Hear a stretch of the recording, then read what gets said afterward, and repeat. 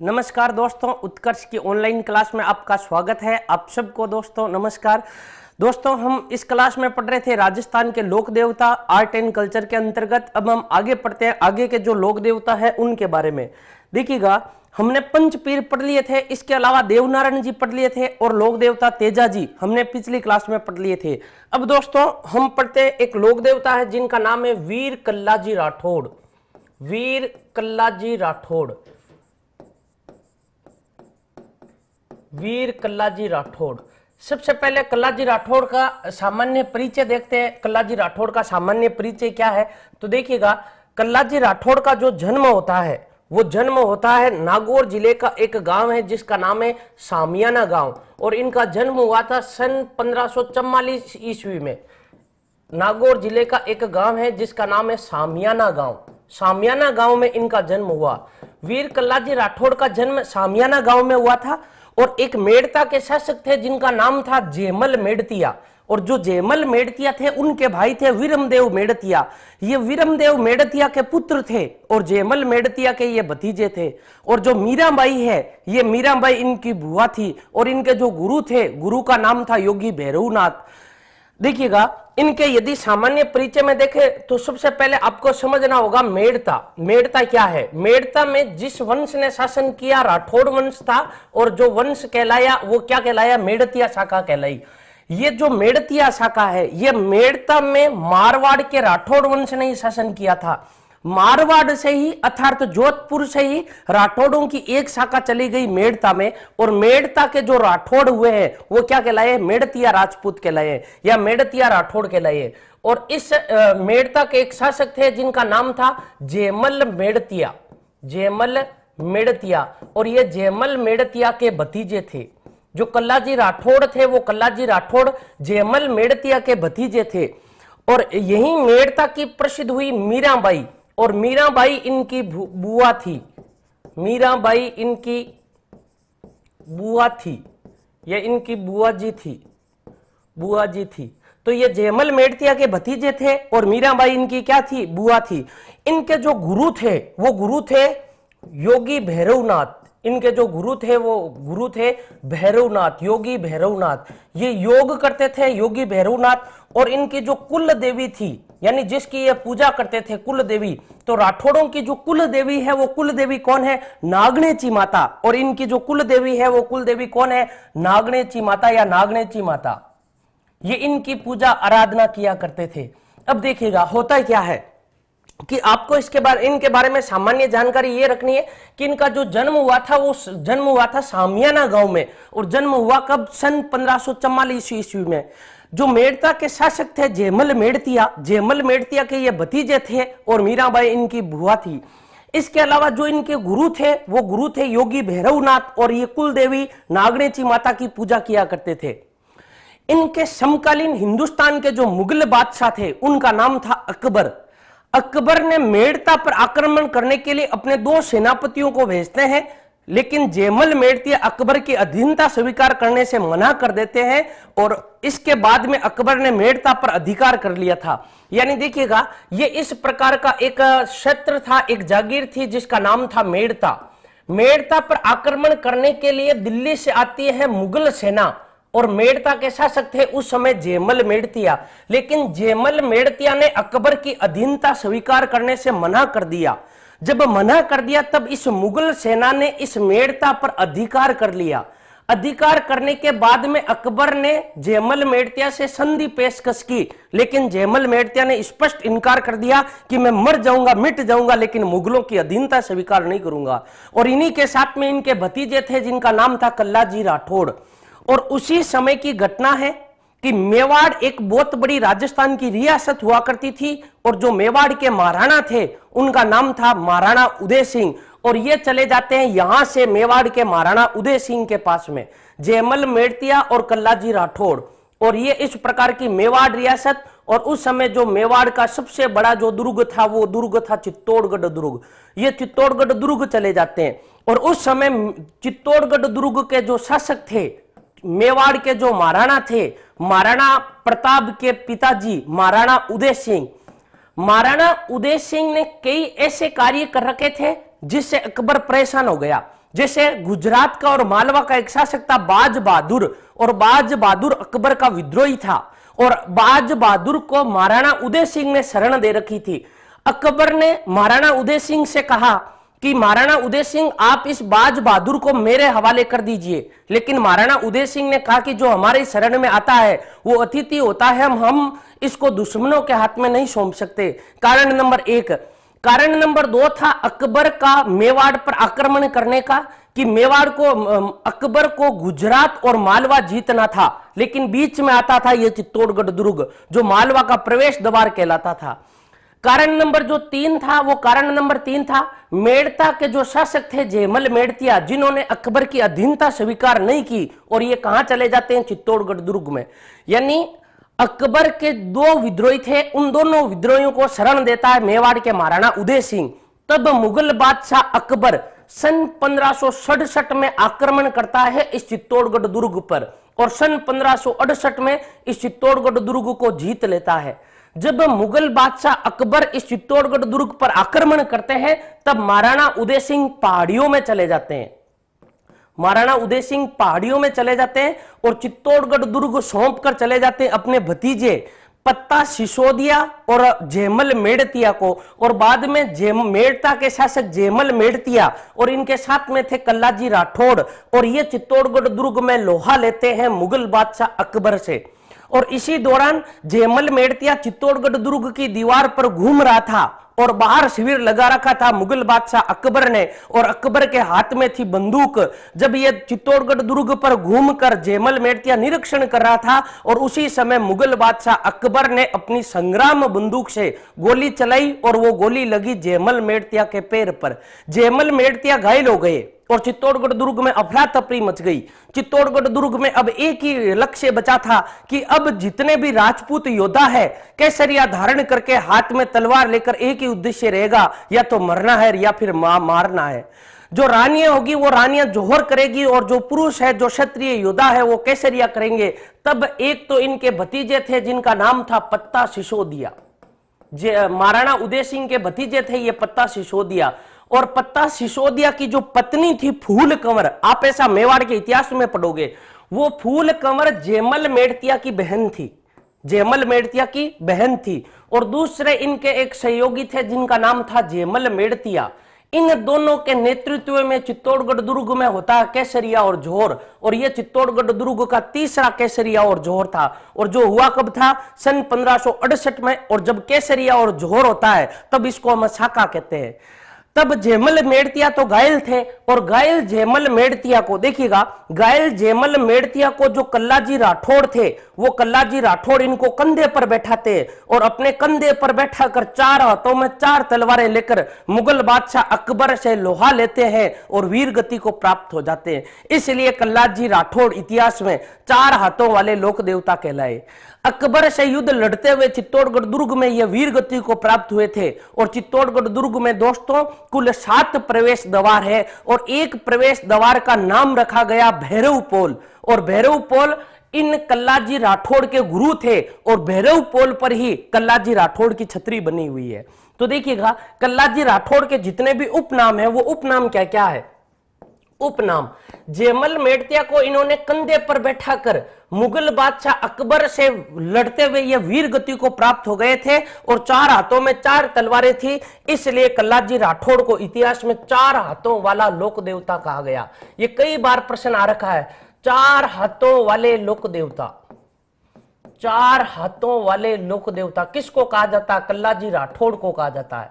इनका जो दूसरा नाम है वो दूसरा नाम है बाल ब्रह्मचारी। जीवन भर इन्होंने ब्रह्मचार्य का पालन किया था, इस कारण ये इतिहास में बाल ब्रह्मचारी कहलाए।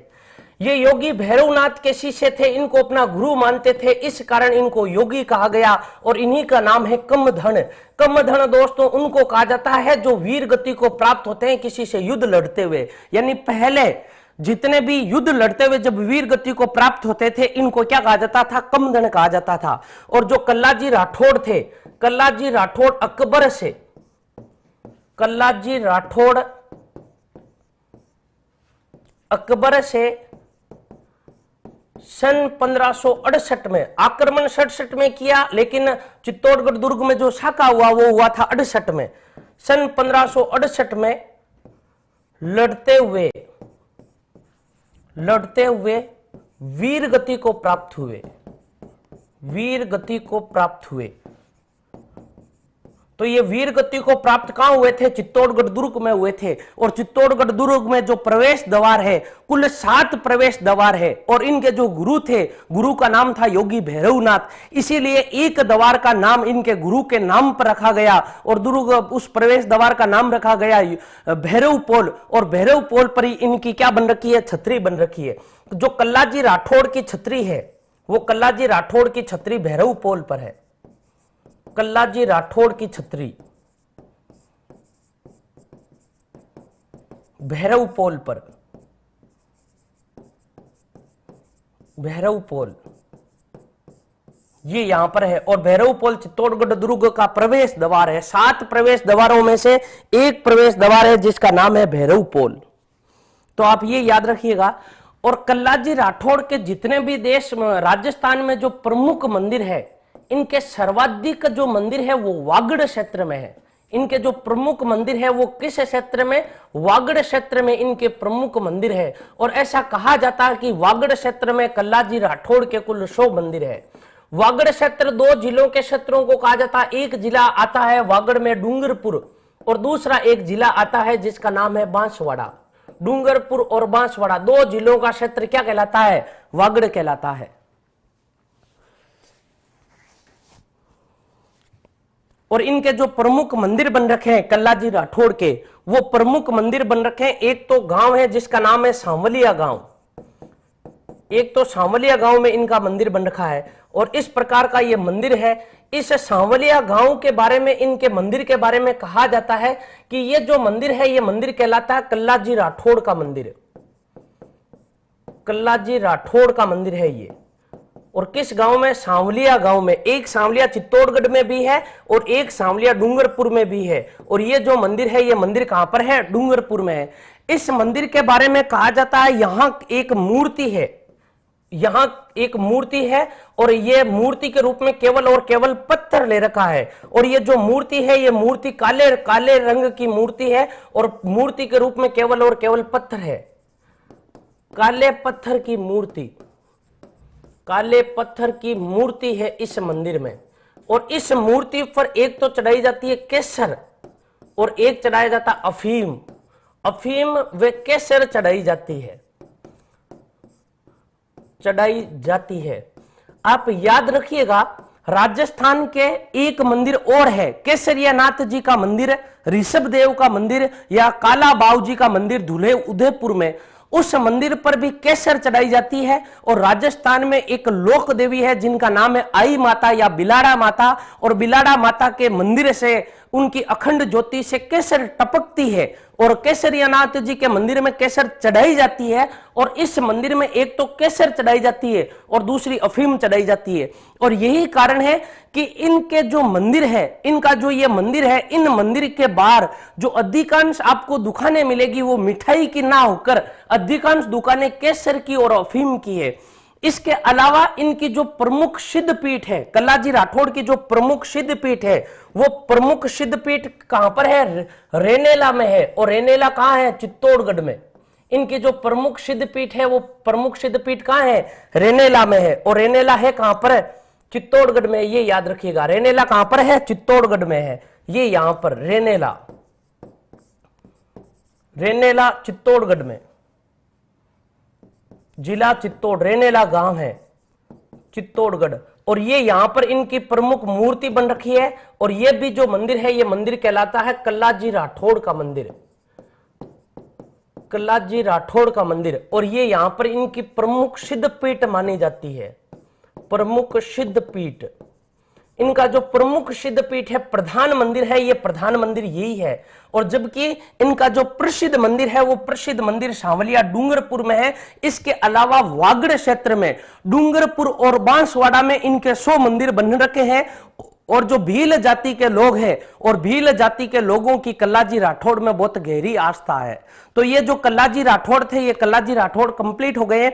आप याद रखिएगा, कल्लाजी राठौड़ का जो मंदिर बन रखा है, एक तो बन रखा है सांवलिया में, और जो सांवलिया में स्थित मंदिर है, इस मंदिर में काले रंग की मूर्ति है और इस मूर्ति पर केसर और अफीम चढ़ाई जाती है। जबकि दूसरा इनका एक मंदिर है, प्रसिद्ध मंदिर है राजस्थान में कल्लाजी राठौड़ का, और वो मंदिर कहां पर है? रेनेला में है। और रेनेला में स्थित इस मंदिर को कल्लाजी राठौड़ की प्रमुख सिद्ध पीठ माना गया है और यहीं से कल्लाजी राठौड़ की प्रमुख पूजा आराधना अर्चना होती है। और भील जाति के जो लोग हैं, वो भील जाति के लोग यहां पर सर्वाधिक आते हैं। ये तो हो गए दो मंदिर कल्लाजी राठौड़ के। इनके बारे में ये याद रखिएगा, कई बार प्रश्न आ रखा, चार हाथों वाले लोक देवता किसको कहा जाता है? कल्लाजी राठौड़ को। कारण क्या है? जब मुगल बादशाह अकबर ने चित्तौड़गढ़ दुर्ग पर आक्रमण किया था, तब जयमल मेड़तिया जो इनके चाचा थे और ये जयमल मेड़तिया के भतीजे थे, जयमल मेड़तिया ने चित्तौड़गढ़ दुर्ग में शरण ली थी, क्योंकि इससे पहले मेड़ता पर अधिकार कर लेता है मुगल बादशाह अकबर। और जयमल मेड़तिया के नेतृत्व में वहां पर सैनिक अभियान चलाया गया था। और जब जयमल मेड़तिया घायल हो जाते हैं, तब जयमल मेड़तिया को ये अपने कंधों पर बैठाकर युद्ध लड़ते हैं और चार हाथों में कितनी तलवारें? चार तलवारें। ऐसा दृश्य जब अकबर ने देखा तो अकबर ने कहा कि ये एक हाथ वाला लोक देवता नहीं है, ये चार हाथ वाला लोक देवता है। हालांकि ये उपाधि अकबर ने नहीं दी थी। ऐसा दृश्य देखने के बाद में लगता है कि ये कितने हाथों वाले लोक देवता? चार हाथों वाले लोक देवता। इसके अलावा बाल ब्रह्मचारी, जीवन भर ब्रह्मचार्य का पालन किया था, योग करते थे। इनके जो गुरु थे वो गुरु योगी भैरवनाथ थे, इसलिए योगी कहलाए। और अकबर से चित्तौड़गढ़ दुर्ग में लड़ते हुए ये वीर गति को प्राप्त हुए, इसलिए इनको कमधन कहा गया है। इसके अलावा अकबर से ये लड़ते हुए शहीद हुए कब? सन 1568 में। और इनकी जो छतरी है, वो छतरी कहां पर है? चित्तौड़गढ़ दुर्ग का एक प्रवेश द्वार है जिसका नाम है भैरव पोल, और भैरव पोल पर इनकी छतरी है। इनके जो प्रमुख मंदिर है, वो प्रमुख मंदिर कहां पर है? वागड़ क्षेत्र में है। और वागड़ क्षेत्र में इनके लगभग 100 मंदिर है। शंकरलाल जी पूछ रहे हैं इनके जो पिताजी थे, पिताजी का नाम, माताजी का नाम। देखिएगा, जयमल मेड़तिया के जो भाई थे वीरमदेव, वीरमदेव इनके कौन थे? वीरमदेव जो थे इनके पिताजी थे। और इनकी जो माता थी, माता का नाम शहेगबाई मिलता है, माता का नाम। और इनके पिता वीरमदेव थे और जयमल मेड़तिया के ये भतीजे थे। कल्लाजी राठौड़, जो कल्लाजी राठौड़ थे, कल्लाजी राठौड़ ने जे अकबर से युद्ध लड़ा था चित्तौड़गढ़ दुर्ग में। ये आपको पूरी की पूरी कहानी समझ में आ गई है। इसके अलावा इनका जो सामान्य परिचय है, ये अपनी कुल देवी नागनेची माता की पूजा आराधना अर्चना किया करते थे। ये पूजा किसकी करते थे? अपनी कुल देवी की, क्योंकि इनका जन्म राठौड़ वंश में हुआ है। और राठौड़ों की जो कुल देवी है, वो कुल देवी कौन कहलाती है? नागनेची माता कहलाती है। कम धन का अर्थ होता है जो युद्ध में शहीद हो जाता हो। किसी से युद्ध लड़ते हुए जो शहीद हो जाता हो उसको कमधन कहा जाता है, इसलिए कमधन कहलाए। मीराबाई इनकी बुआ थी। मीराबाई किसकी बुआ थी? कल्लाजी राठौड़ की बुआ थी। और इनका जो जन्म होता है वो जन्म कहां होता है? सामियाना गांव में इनका जन्म होता है। और आप इसका यह भी एक याद रखिएगा कि इनका जन्म सन 1544 में होता है। उस समय जन्म होता है जब शेरशाह सूरी ने मारवाड़ पर आक्रमण किया था, गिरी सुमेल का युद्ध हुआ था। उस समय राजस्थान में लोक देवता कल्लाजी राठौड़ का जन्म हुआ। तो दोस्तों, ये कल्लाजी राठौड़ कंप्लीट हो गए। अब देखिएगा, आगे पढ़िएगा।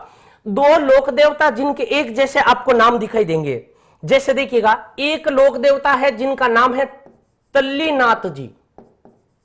लोक देवता है जिनका नाम है तल्लीनाथ जी राठौड़। ये भी कौन है? राठौड़ है, तल्लीनाथ जी राठौड़। एक लोक देवता है जिनका नाम है मल्लीनाथ जी। देखिएगा, नाम प्राय एक जैसे लगते हैं, मल्लीनाथ जी और तल्लीनाथ जी, राव मल्लीनाथ जी। और यदि मल्लीनाथ जी के बारे में देखें तो ये भी राठौड़ ही है। ये भी कौन है? राठौड़ है। राव मल्लीनाथ जी राठौड़ और राव तल्लीनाथ जी राठौड़। देखिएगा, मल्लीनाथ जी और तल्लीनाथ जी, इनके बारे में आपको कंफ्यूज नहीं होना है।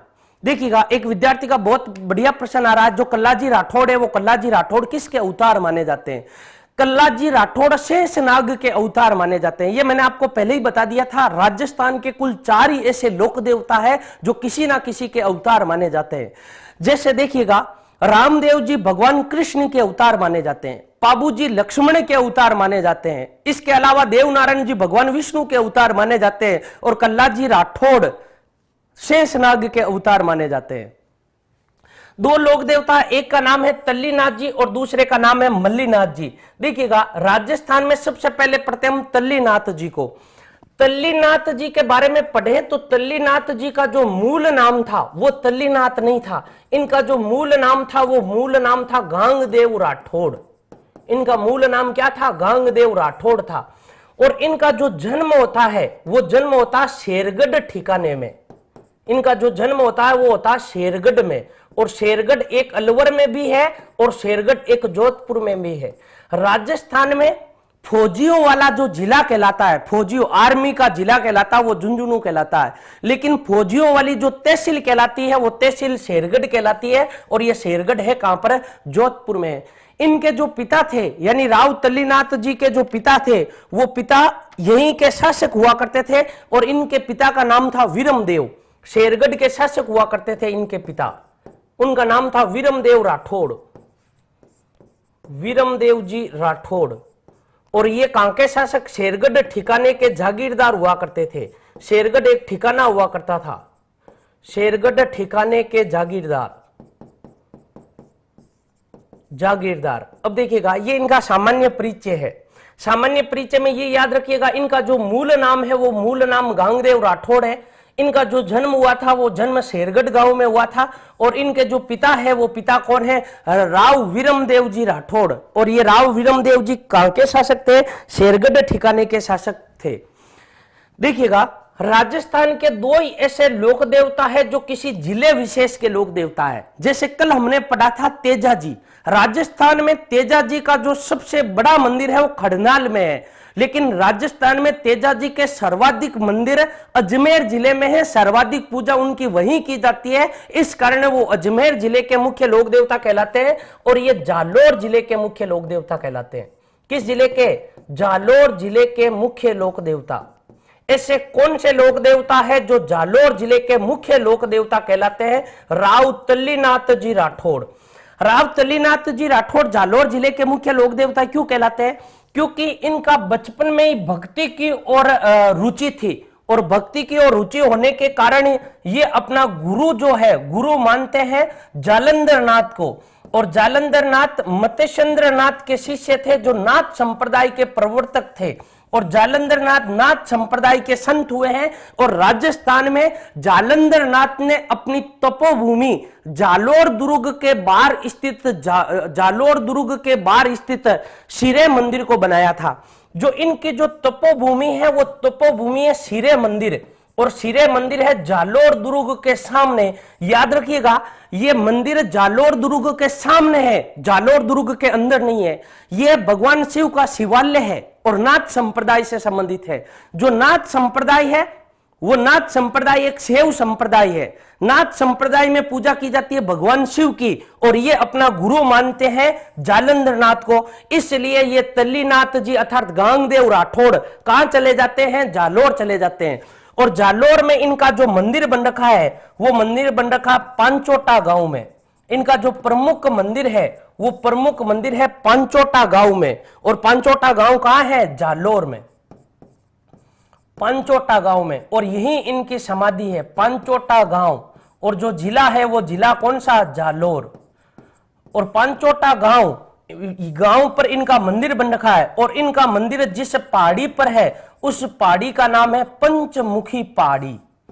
पंचमुखी पहाड़ी, पंचमुखी पहाड़ी पर इनका क्या बन रखा है? मंदिर बन रखा है। ये याद रखिएगा, पंचमुखी पहाड़ी पर इनका मंदिर बन रखा है। गांव का नाम है पांचोटा, और पांचोटा किस जिले में? जालोर जिले में है।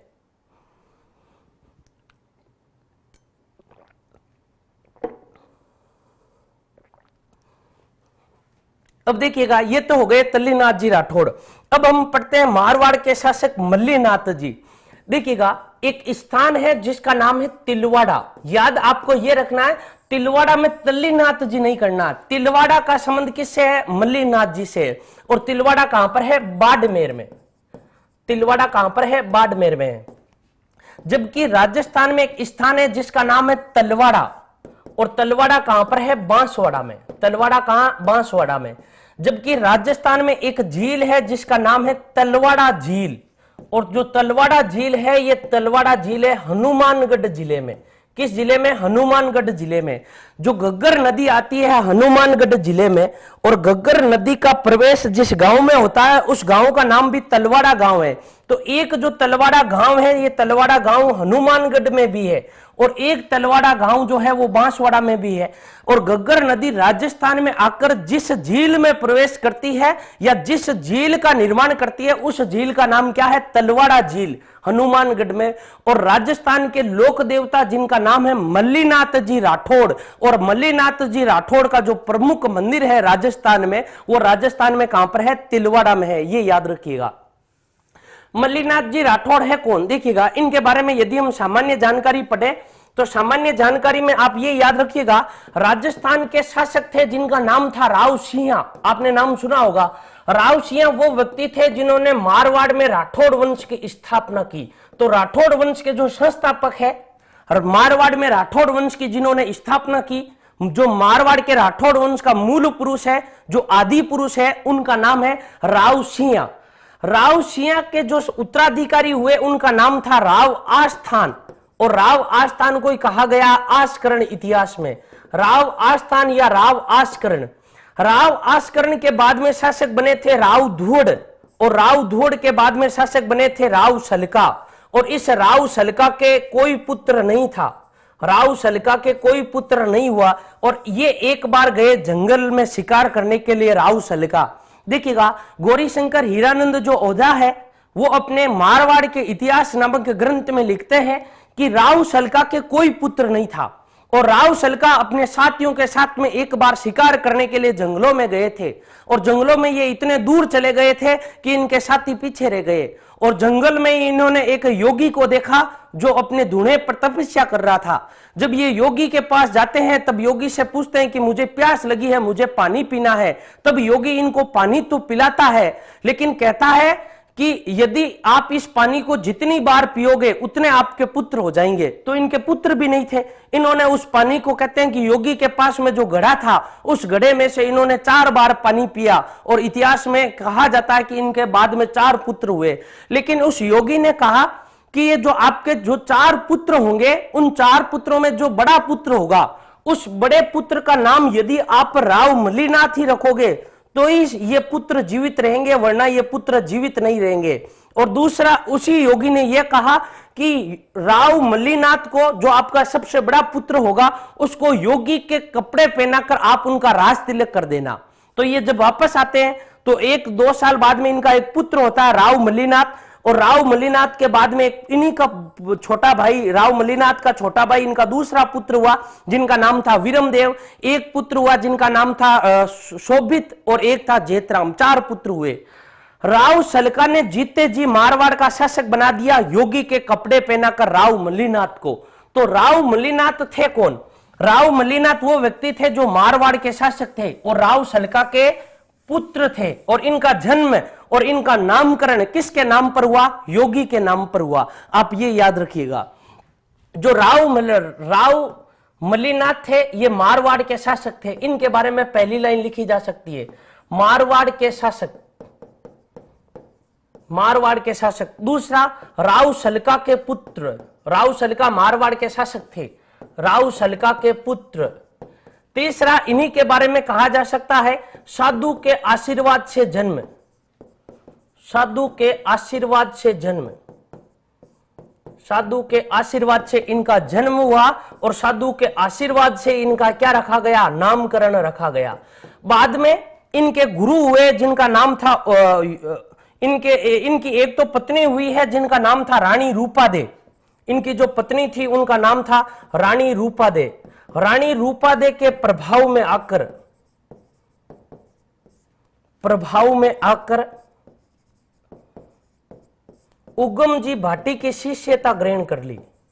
किसकी शिष्यता ग्रहण कर ली? उगम जी भाटी की। और उगम जी भाटी इनके क्या कहलाए? गुरु कहलाए। उगम जी भाटी की शिष्यता ग्रहण कर ली, शिष्यता ग्रहण कर ली। और बाद में कहते हैं कि इन्होंने राजपाट का त्याग कर दिया, राजपाट का त्याग कर दिया। और इनके जो छोटे भाई थे जिनका नाम था राव विरमदेव, और राव विरमदेव को इन्होंने मारवाड़ का शासक बना दिया।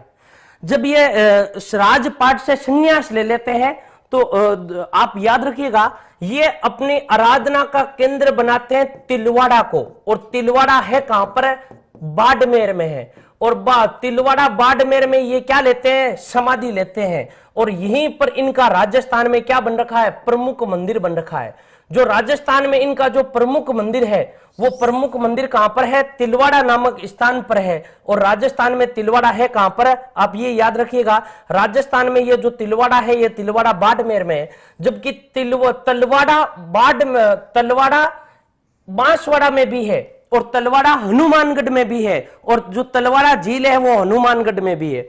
और ये जो मंदिर है ये मंदिर कहलाता है राव मल्लीनाथ जी का मंदिर, राव मल्लीनाथ जी का मंदिर। और इस मंदिर में यहीं पर ये क्या लेते हैं? समाधि लेते हैं। तो इस मंदिर में इनकी क्या है? समाधि है, और यही इनका क्या है? प्रमुख मंदिर है। इसी मंदिर के पास में इनकी जो पत्नी थी, इनकी जो रानी थी जिनका नाम था रानी रूपादे, रानी रूपादे से ये प्रभावित होते हैं, और रानी रूपादे भी समाधि ले लेती है, और रानी रूपादे यहां पर समाधि लेते हैं, और ये मंदिर कहलाता है रानी रूपादे का मंदिर, रानी रूपादे का मंदिर। और राजस्थान में जो रानी रूपादे का जो मंदिर है वो रानी रूपादे का मंदिर है मालाजाल गांव में, और मालाजाल गांव इसी के निकट है, तिलवाड़ा के निकट बाड़मेर जिले में। इस मंदिर और इस मंदिर के बीच में जो दूरी है, ये जो क्षेत्र है, इस क्षेत्र का नाम, यानी देखिएगा इस मंदिर के मध्य और दूसरा इस मंदिर के मध्य, इन दोनों मंदिरों के मध्य जो ये क्षेत्र है, इस क्षेत्र का नाम राव मल्लीनाथ के नाम पर मालानी प्रदेश कहलाया। कौन सा प्रदेश कहलाया? मालानी प्रदेश। तो जो मालानी प्रदेश है वो मालानी प्रदेश किसको कहा जाता है? बाड़मेर को कहा जाता है। और बाड़मेर में रानी रूपादे का और राव मल्लीनाथ जी का जो मंदिर है, उन मंदिरों के मध्य का जो क्षेत्र है वो क्षेत्र राव मल्लीनाथ जी के नाम पर इतिहास में क्या कहलाया? मालानी क्षेत्र कहलाया। देखिएगा इस मंदिर में प्रतिवर्ष एक मेला लगता है, और उस मेले का नाम है राव मल्लीनाथ जी का पशु मेला। चैत्र माह में भरता है राव मल्लीनाथ जी का पशु मेला, पशु मेला।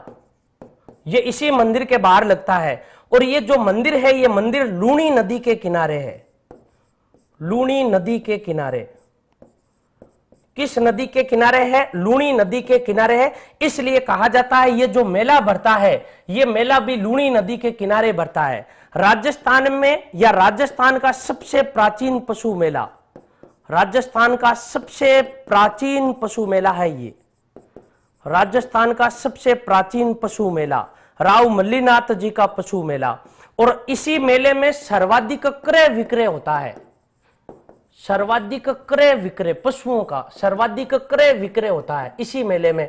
लेकिन कल हमने एक लोक देवता पढ़े थे जिनका नाम था वीर तेजा जी, और तेजा जी का जो मेला लगता है वो मेला लगता है परबतसर में। और उनका जो मेला है, देखिएगा किसका मेला? तेजा जी का पशु मेला। उस मेले में सर्वाधिक आय या आमदनी प्राप्त होती है। तो आपके सामने 3 फैक्ट है। कितने फैक्ट? 3 फैक्ट। सर्वाधिक आय या आमदनी प्राप्त होने वाला जो पशु मेला है वो तेजा जी का मेला है। सर्वाधिक क्रय और विक्रय पशुओं का किस मेले में होता है? राव मल्लीनाथ जी के मेले में होता है। और यह मेला चैत्र माह में 15 दिनों तक भरता है। चैत्र माह के शुक्ल पक्ष में कितने दिनों तक भरता है? 15 दिनों तक भरता है। और यह राजस्थान का सबसे प्राचीन पशु मेला है। किस नदी के किनारे? लूणी नदी के किनारे यह मेला भरता है। और इनका जो मंदिर है राव मल्लीनाथ जी का जो मंदिर है वो मंदिर कहां है? तिलवाड़ा में इनका मंदिर बन रखा है। और इसी मंदिर के पास में इनकी रानी रूपादे का मंदिर है। लेकिन रानी रूपादे का जो मंदिर है वो मंदिर मालाजाल गांव में है। और मालाजाल गांव कहां पर है? बाड़मेर में। और इन दोनों मंदिरों का जो क्षेत्र है वो क्षेत्र इतिहास में क्या कहलाया? मालानी प्रदेश कहलाया। अब देखिएगा एक बार आप वापस समझिएगा, राजस्थान के एक लोक देवता है जिनका नाम है मल्लीनाथ जी राठौड़। मल्लीनाथ जी राठौड़ मारवाड़ के शासक थे। ये राव सलका के पुत्र थे। साधु के आशीर्वाद से इनका नाम रखा गया और साधु के आशीर्वाद से ही इनका जन्म होता है। और जब इनको मारवाड़ का शासक बनाया गया और जब इनका राज तिलक किया गया तब योगी के कपड़े पहनाकर इनका राज तिलक किया गया था। और इनकी जो पत्नी थी उनका नाम था रानी रूपादे। और रानी रूपादे का आरंभिक जीवन भी आध्यात्मिक प्रवृत्ति का था। जब रानी रूपादे के बारे में कहा जाता है कि एक बार ये जब महलों से बाहर जाती है और सुबह जब 4 बजे वापस आती है तब इनके हाथ में एक थाली थी। रानी रूपादे के हाथ में एक थाली थी और उस थाली में विभिन्न प्रकार के पुष्प थे। तब राव मल्लीनाथ कहते हैं कि रानी साहिबा, आप इस मारवाड़ में इस प्रकार के पुष्प कहां से लेकर आते हो? तब ये कहते हैं कि मैं मेरे इष्ट देव के लिए लेकर आती हूं और मैं मेरे देवता के चरणों में इन फूलों को, इन पुष्पों को चढ़ाऊंगी। तब कहते हैं कि इस दृश्य को देखकर राव मल्लीनाथ जी का भी आध्यात्मिक प्रवृत्ति की ओर, ये भी आध्यात्मिक प्रवृत्ति की ओर अपना मुंह मोड़ लेते हैं और ये समझ जाती कि ये साक्षात चमत्कार है, वरना मारवाड़ में रेगिस्तान में ऐसे पुष्प विभिन्न प्रकार से कहां मिल जाते हैं जहां खेजड़ी का वृक्ष भी नहीं होता है। उसके बाद में इन्होंने उगम जी भाटी की शिष्यता ग्रहण की थी और जीवन भर इन्होंने तिलवाड़ा स्थान पर ही रहकर तपस्या की। और इनके जो छोटे भाई थे जिनका नाम था राव वीरमदेव, और राव वीरमदेव के पुत्र हुए चुंडा, चुंडा के पुत्र हुए रणमल, रणमल के पुत्र हुए राव जोधा, जिन्होंने जोधपुर बसाया था। ये इन्हीं के वंशज माने जाते हैं। जब ये उगम जी भाटी की शिष्यता ग्रहण करते हैं तब राजपाट का त्याग कर लेते हैं और राजपाट का त्याग करने के बाद में ये इस तिलवाड़ा स्थान पर आ जाते हैं। और तिलवाड़ा स्थान पर इनकी क्या बन रखी है? समाधि बन रखी है। इसी के पास में इनकी पत्नी का मंदिर है जिसका नाम है रानी रूपादे का मंदिर बाड़मेर में। और ये क्षेत्र जो मालानी क्षेत्र है, ये मालानी क्षेत्र राव मल्लीनाथ जी के नाम पर पड़ा था।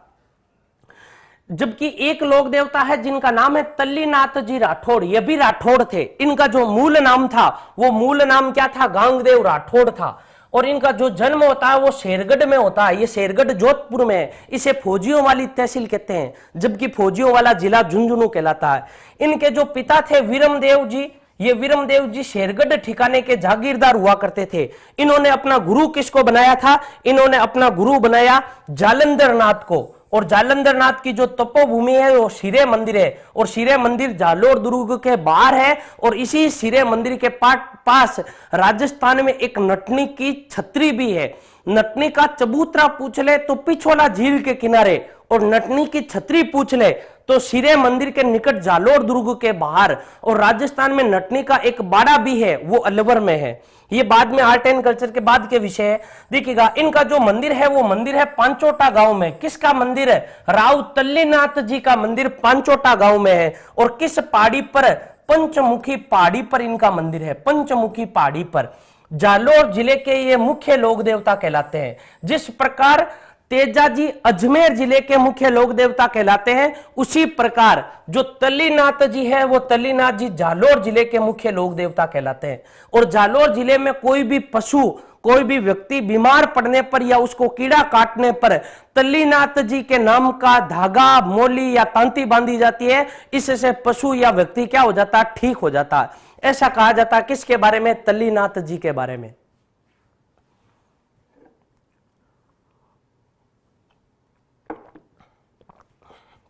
देखिएगा, इसके अलावा एक छोटे से लोक देवता है जिनका नाम है देव बाबा।